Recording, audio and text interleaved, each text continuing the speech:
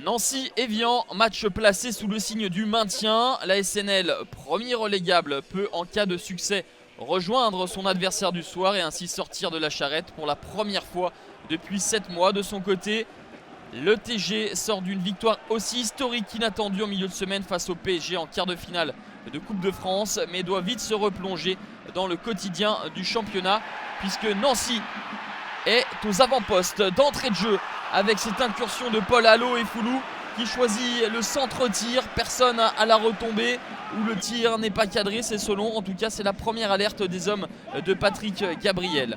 Une réaction pour les Hauts-Savoyards avec la frappe enroulée de Saber Khalifa, mais Damien Gregorini est vigilant sur la tentative du Tunisien. Nancy est bien en place, récupère bas et se projette vite vers l'avant avec cette belle transmission de Romain Grange sur le côté. Le centre pour Paul Allo et Foulou. La balle est touchée par Bertrand Laquet.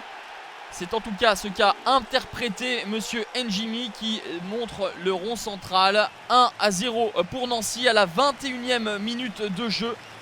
Et il faut tous les ralentis pour s'apercevoir que la balle a franchi de peu, mais franchi tout de même entièrement la ligne de but malgré le retour du Brésilien Betao. Évian ne se laisse pas abattre pour autant. Et sur ce ballon subtilement glissé dans la surface de réparation, Saber Khalifa se débarrasse de Gregorini, crochette le gardien nancéen et marque ici son 10e but de la saison. 34e minute de jeu.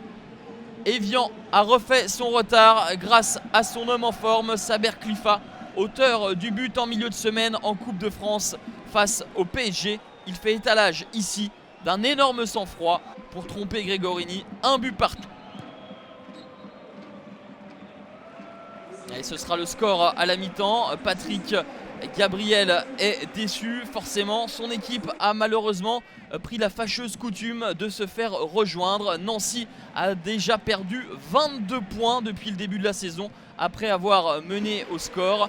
Mais Nancy va être soulagé avec ce corner de Mangani et complètement esselé au second poteau.